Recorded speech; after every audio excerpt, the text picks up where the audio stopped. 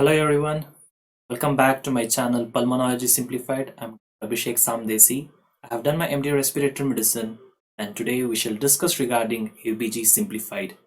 I have done 4 videos out of which I'll be discussing part 1. This is part 1 of the ABG Simplified and the topic is going to be Introduction to ABG.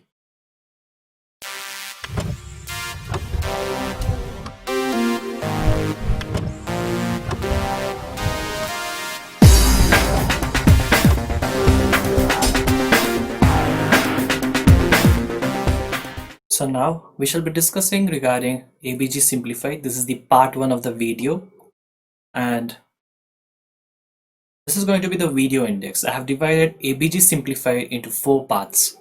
Part 1 is the one that we are going to discuss right now and this is Introduction to ABG.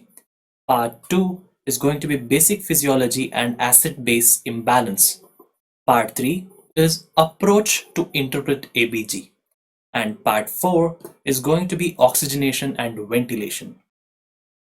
So we shall start with introduction to ABG and the following are the contents. We are going to discuss what exactly is ABG, which is nothing but arterial blood gas, and we are going to talk about indication, the contraindication, the procedure on how ABG is taken and the special precaution that needs to be taken while taking an ABG, as well as we shall discuss regarding the risk and complication associated with ABG. Now we shall discuss regarding what ABG is. ABG stands for arterial blood gas. So from the name itself we can just tell that arterial blood gas, meaning the blood is drawn directly from the arteries and is analyzed for the following components that I'm going to explain right now. The components are pH. We can measure the PaCO2, which is partial pressure of carbon dioxide in arterial blood. We can measure the bicarbonate HCO3 levels. We can measure PaO2, which is partial pressure of oxygen in arterial blood. Then we can measure the lactates, electrolytes, as well as base excess. Okay, coming to the indications of ABG. Why exactly is ABG required? Or when do we do it? I'll tell both. So the ABG finds its application in the following scenario. This is to assess the following parameters in a patient. That starts with the acid-base status of the patient, the oxygenation status of the patient. You can even determine the ventilation in a patient as well as diffusion and VQ mismatch. VQ stands for perfusion and ventilation and perfusion mismatch. If it is there in ABG, we can determine by going through appropriate values, which I'll be discussing in depth in the subsequent videos. Then we can even calculate the oxygen carrying capacity as well as electrolytes, tissue perfusion, hydration status, and even the hemoglobin values are given in few of the ABG machines. So when exactly do we do ABG? Where is it applied? This is required in emergency and critically ill patients. So when you are in casualty or emergency ward, we might get many patients who are very tachypneic, which means they're very breathless, they're using their accessory muscles, so they'll be having increased rate of respiration, and these are the patients for whom we suggest ABG to be done when their saturation, the respiratory rate, accessory muscle use is increased. Also, critically ill patients. Where do we find critically ill patients? These are the patients who are ideally in ICU.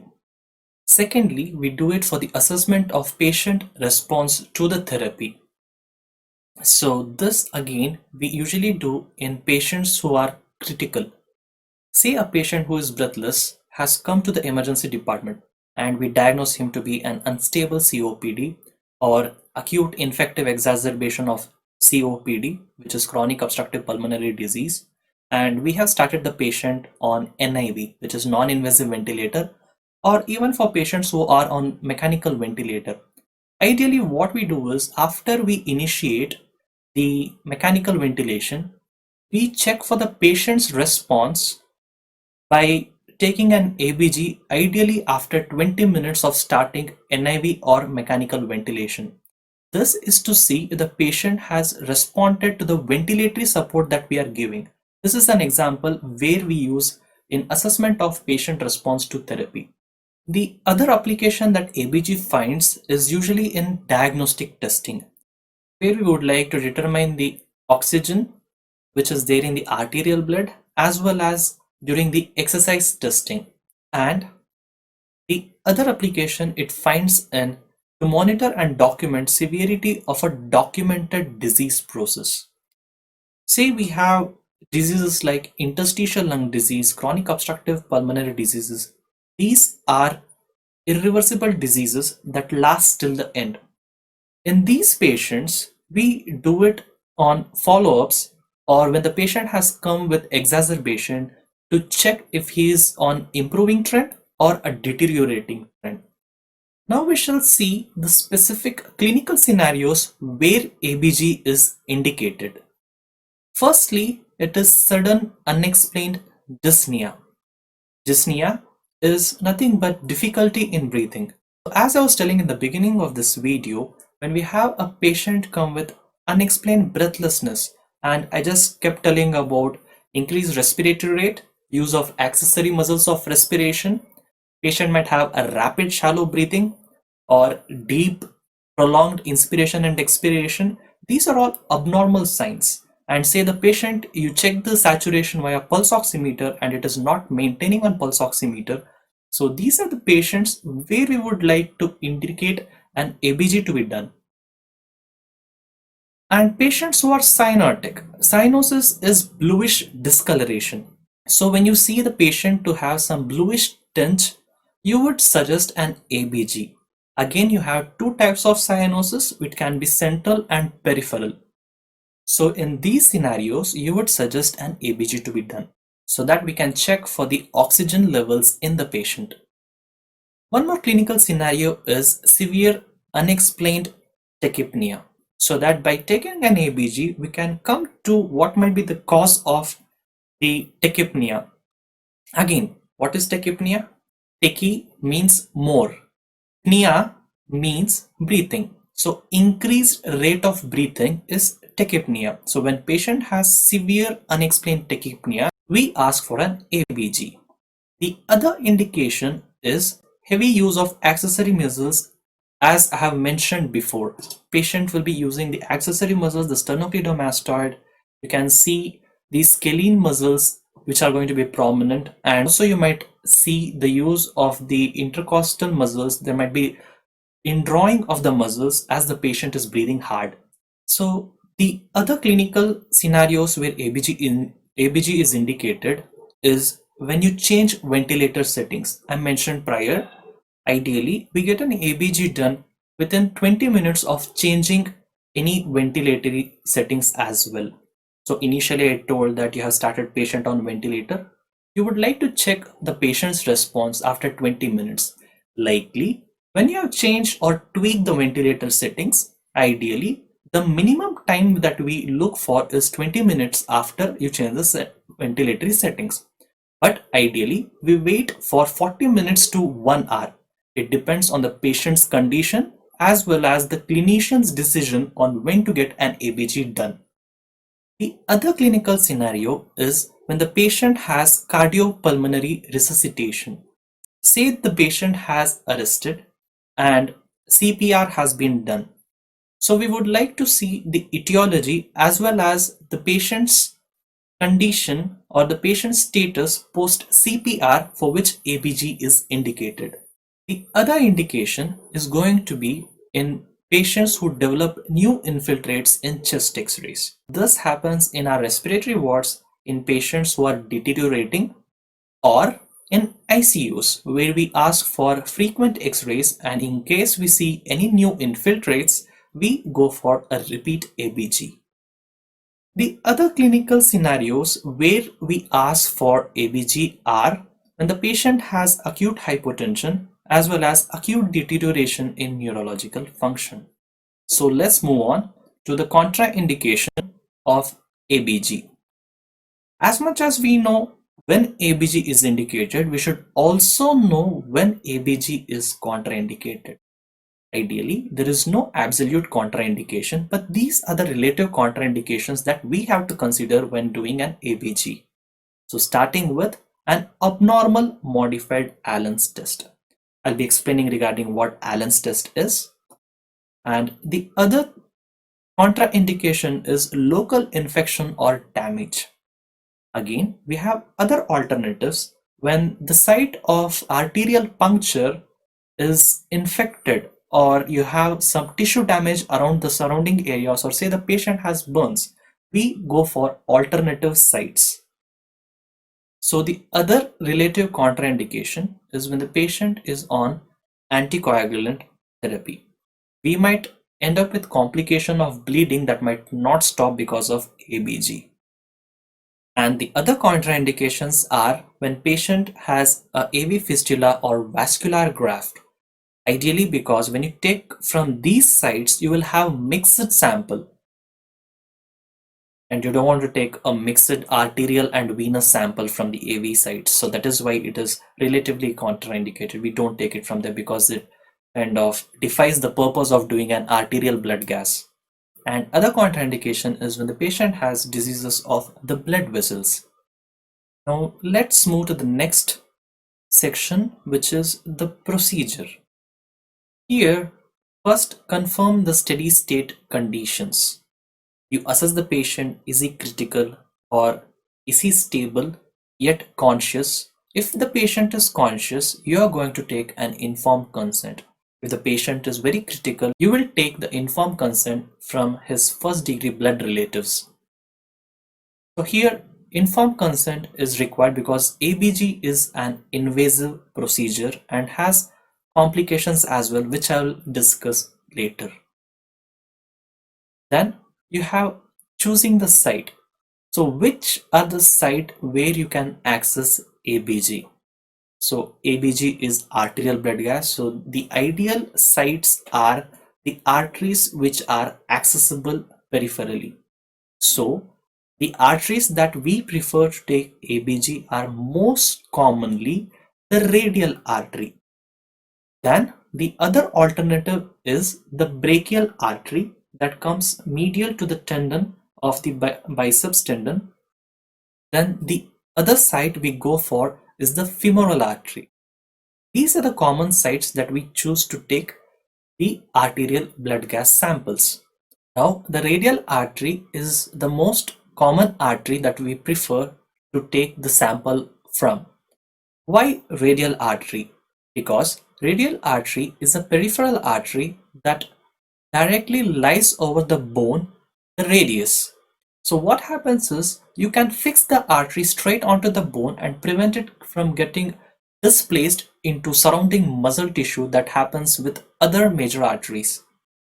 Secondly, there is presence of collateral circulation from the radial artery to the ulnar artery. So that is the reason why we do the Allen's test. Why am I talking about collateral circulation? The reason is once you injure the artery, there are possibilities of formation of thrombus, and you don't want this thrombus to occlude the artery, and which can result in gangrene. To prevent it, we do what is called the modified Allen's test. I shall explain what modified Allen's test is. So modified Allen's test.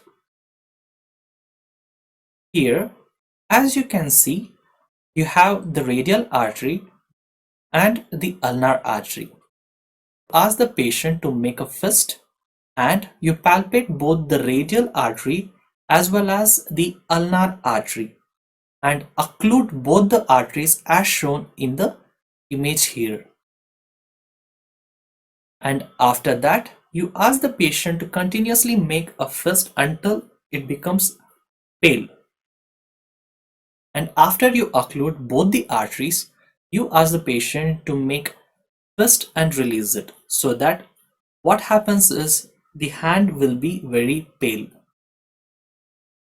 Now you release one of the arteries, and as soon as you release one of the arteries, here in the diagram they have released the ulnar artery, and what happens is the pale hand becomes again reddish. Again, you repeat the procedure and occlude both the arteries, ask him to make fist and leave it, and then again release the radial artery and look if the blanching disappears on release of radial artery. Say you have released one of the arteries and the patient's hand doesn't turn pink or red and still remains pale. It means that artery is occluded. And I did mention regarding the other side being the brachial artery as well as the femoral artery. So when do we go for these arteries?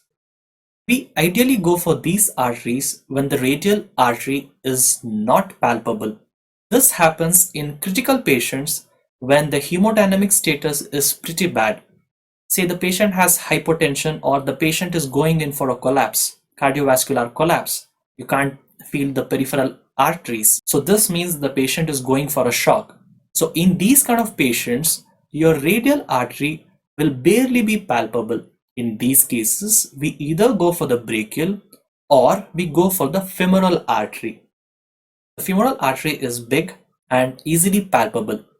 The reason why we don't go for femoral artery every time is again because of lack of collaterals, as well as in elderly patients there are chances of we dislodging the atherosclerotic plaques, and this might end up with a thromboembolism or a myocardial infarction or a cerebrovascular stroke. To prevent all these complications, we ideally go for the radial artery, mainly because of the presence of collaterals. It is easily palpable, it is a peripheral artery, and there are less chances of radial artery having an atherosclerotic plaques like a large artery like the femoral artery, which has chances of atherosclerotic plaques to be present. So once we do the modified Allen's test, we go ahead and clean the site. We usually use surgical spirit to clean the site. After cleaning the site, the next thing that we can usually do is give a local anesthetic. So when do we give a local anesthesia? This is usually given in a patient who are very pain intolerant or apprehensive patients, as well as in patients in whom you might feel that you might not get it in the first spray. So for these patients, we give local anesthetic, and again, be very extremely cautious. You have to ask if the patient has any allergy to lignocaine. Here, alternatively, you can give a test dose just to rule out any drug allergy to the local anesthetic that is given. The next step is heparinization of the syringe. You have to use heparin so that the blood does not clot in the syringe. So how do you heparinize the syringe? You are supposed to take heparin and aspirate via the syringe and push out entire heparin that is there in the syringe. You don't want too much of heparin and you don't want too less of heparin. So what happens if there is excess heparin inside the syringe? Basically, the sample gets diluted. When the blood sample gets diluted, the pH value increases, the PCO2 values, which is the arterial carbon dioxide values, it decreases. I shall be explaining the mechanism later on in the subsequent videos, as well as it will have an effect on the arterial oxygen because of excessive heparin. As well, you don't want inadequate heparin, because if there is less heparin, the blood that you have aspirated will form clots, and most importantly, your ABG machine is going to be ruined. So once you have heparinized the syringe, the next step is to perform ABG. I shall not go into the details of how ABG is done due to the constraints of time. In case you guys want me to explain how exactly the procedure is done, please do let me know in the comment section so that I can demonstrate the procedure on a live patient step by step. After you draw the sample, the next step is you have to apply firm pressure at the puncture site. Ideally, you're supposed to stay next to the patient and apply pressure at the wound site for minimum of 5 minutes, and later on you can just take out the gauze and ensure that there is no active bleed from the puncture site.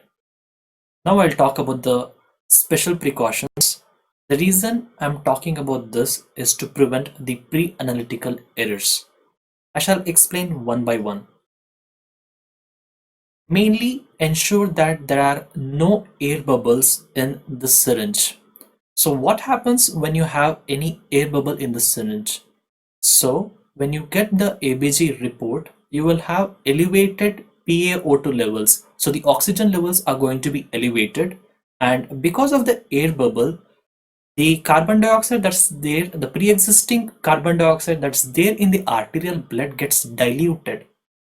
So this decreased carbon dioxide results in increased pH, basically respiratory alkalosis.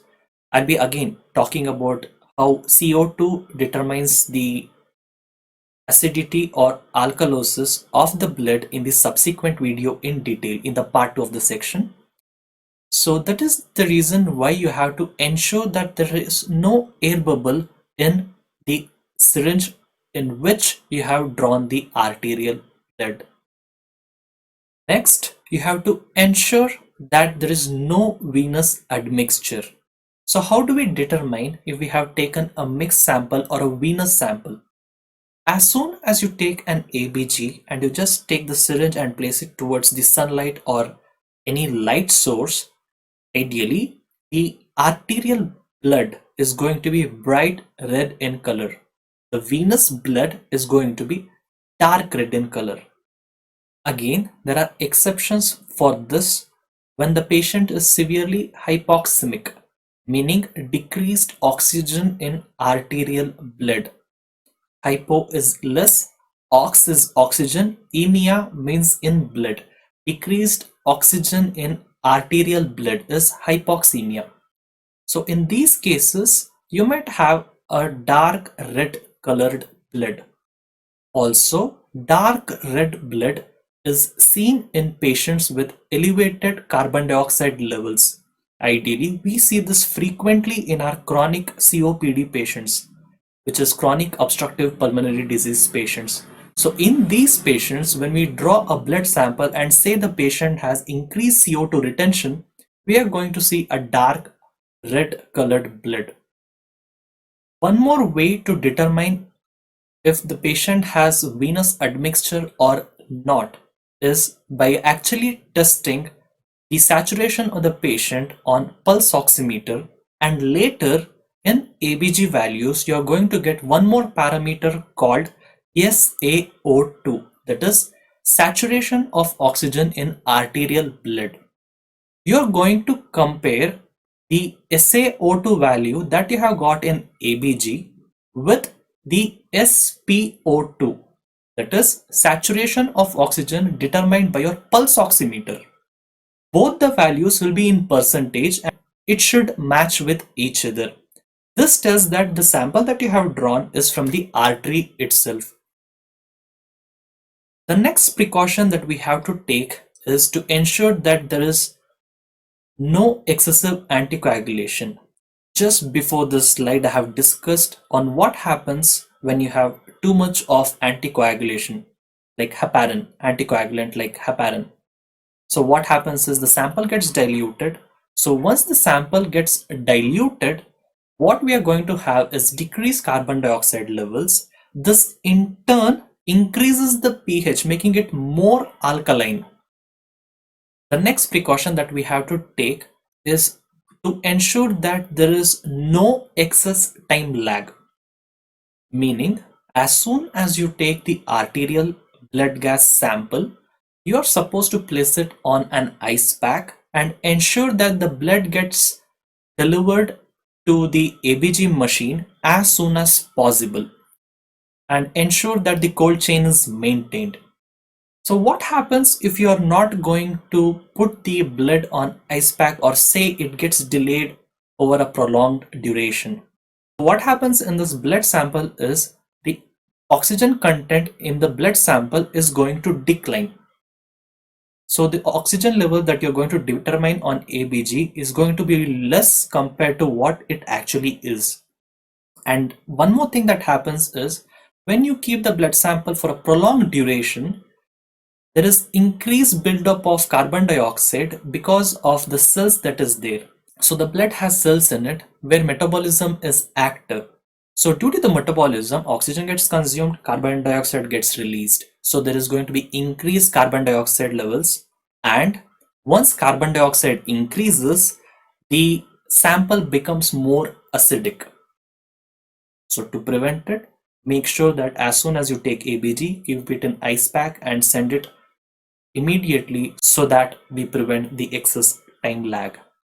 So we shall move for the next content, which is the risk and complications associated with ABG. So the first risk and complications of any invasive procedure is the needle prick that results in pain. And how do you reduce this complication of pain is by ensuring that you get the sample in your first prick. For that, make sure that you palpate the artery properly, fix the artery, stabilize the hand, fix the artery in place, and in just a single prick, you're supposed to get it. You don't want to do multiple pricks. What happens if you do multiple pricks? Two things are going to happen. Patient will be in extreme discomfort, and secondly, as the patient becomes very anxious and in that discomfort, the patient starts breathing fast. So when the patient starts breathing fast, he's going to flush out the carbon dioxide.